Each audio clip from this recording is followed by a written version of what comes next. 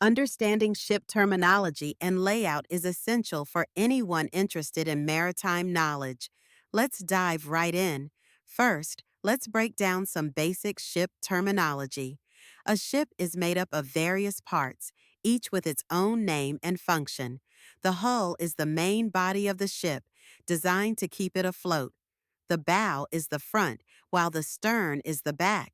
The port side refers to the left side when facing the bow, and the starboard side is the right. Knowing these terms is crucial for effective communication on board. Now, let's explore the layout of a ship. Ships are typically divided into several sections, including the bridge, where navigation takes place, and the engine room, which houses the machinery that powers the vessel. The galley is the kitchen area, and the mess is where the crew eats and relaxes. Understanding these areas helps you navigate the ship more effectively and enhances safety. Why does ship layout matter? A well-designed layout improves efficiency and safety on board.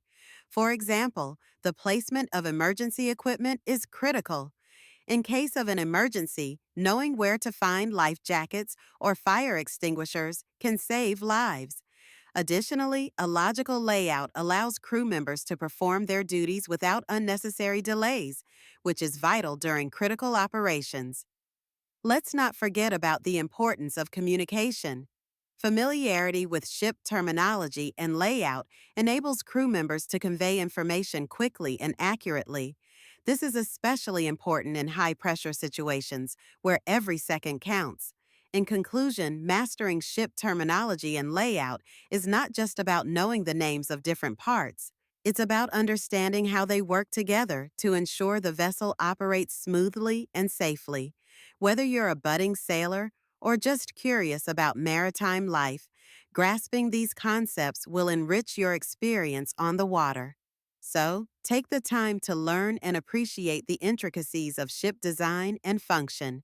Your journey into the maritime world starts here.